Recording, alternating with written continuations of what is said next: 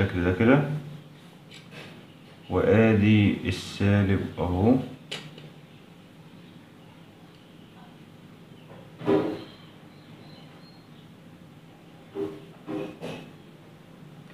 كده انا وصلت الاطراف بتاعتي. اهلا بكم يا اصدقاء في قناة رزق الالكترونيات. لو انا عندي السوكت تالف او مكانه بايظ بالشكل ده او مش موجود زي ما حضراتكم شايفين كده اهو، حاول نوضح في الكاميرا. زي ما حضراتكم شايفين كده بايظ معايا، مكانه تالف خالص او مش موجود خالص. اقدر اعمل ايه او اقدر احل المشكلة دي ازاي؟ زي ده كده برضو السوكت مش موجود خالص، مكانه تالف. اعمل ايه او احل المشكلة دي ازاي؟ طيب هنمسك بوردة الرسيفر ده وهنشوف كده مع بعض هنقدر نحل المشكلة ازاي. طبعا الشكل تالف معايا خالص، فاحنا طبعا هنشوف كده التجربة او الفكرة على الرسيفر ده. نفس الكلام هيتطبق برضو على ده او على اي بورد عندك، نفس اللي احنا هنعمله في الفيديو ده. اول حاجة دلوقتي هنبدأ نجيب وصلة USB او وصلة الشاحن اللي انا بشحن بيه او بشغل بيه الجهاز. يعني مثلا شاحن زي ده انا بشغل بيه، اقدر اخده او اقدر اجيب وصلة زي دي كده. انا هفضل الوصلة USB دي. هعمل ايه يا اصدقاء؟ بكل سهولة كده هاجي قالب بوردة الرسيفر كده في المكان التالف ده زي ما حضراتكم شايفين، وهبدأ اجيب كاوية القصدير وهبدأ اضع قصدير على الاطراف الموجب والسالب بتاع الشاحن. هنبدأ نضع كده يا اصدقاء القصدير اهو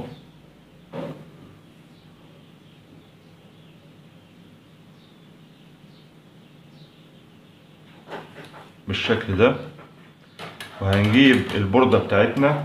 طبعا لازما ابقى عارف الطرف السالب والطرف الموجب. هنمسك كده مع بعض. عندي ده الطرف الموجب اهو مكتوب قباله 12 فولت، وعندي ده الطرف السالب، وعندي ده الطرف اللي هو طرف تثبيت. تمام كده يا اصدقاء؟ فانا كده هوصل معايا في النقطتين دول، ادي الموجب وادي السالب. هنبدأ كده نوصل مع بعض.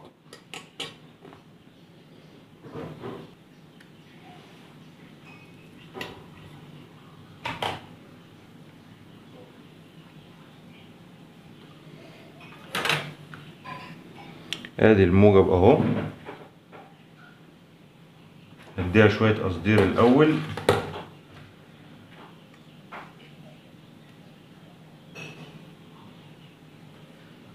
وهدي للطرف ده. طبعا هي حتة صغيرة بس نحاول نثبت فيها يعني من غير ما نلمس الاطراف.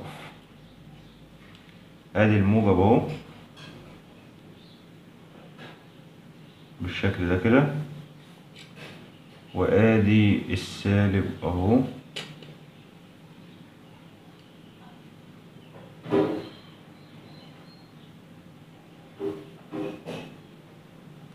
كده انا وصلت الاطراف بتاعتي بالشكل ده كده اهو، وطبعا مش هيلمسوا بعض. يعني لو عملت كده مش هيلمسوا بعض، ولو عملت كده الاطراف مش هتلمس بعضها. طيب هنعمل ايه بقى دلوقتي؟ هنبدأ كده نقفل الجهاز بتاعنا ونبدأ نشوف هيشتغل معانا ولا لا. طبعا بعد ما عديت الكابل بالشكل ده كده يا اصدقاء وثبت وضعت البوردة كده بالشكل ده، هنبدأ نقفل بقى عليها بالشكل ده كده.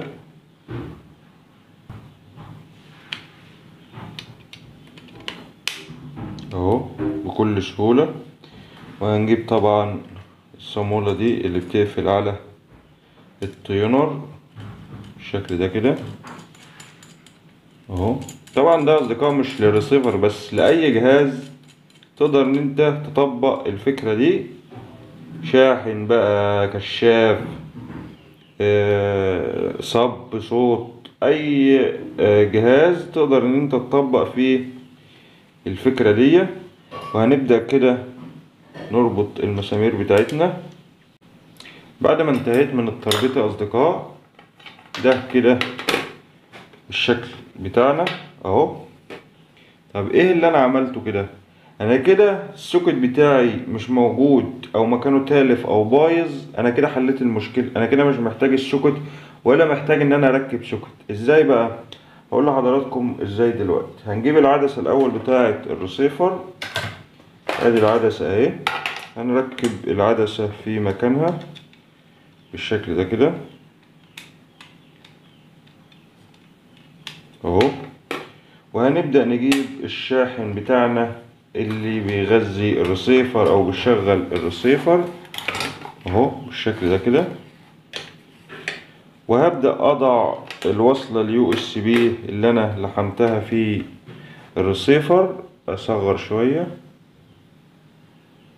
هبدأ اوصلها في الشاحن اهو بكل سهولة كده. انا وصلتها كده، هضعها في الكهرباء اهو. جاب معايا لمبة حمراء اهو، وهيبدأ يشتغل معايا. مفيش لود اهو، رقم 1. مفيش اي مشكلة خالص اهو، اشتغل معايا كده. انا مش محتاج ان انا اركب سوكت. طيب انا عندي صيانة في الريسيفر، هتقول لي هو الشاحن هيفضل كده؟ لا اهو، ادي الشاحن اهو، وادي ده كده تقدر تفك وتعمل صيانتك زي ما انت عايز. مفيش اي مشكلة خالص.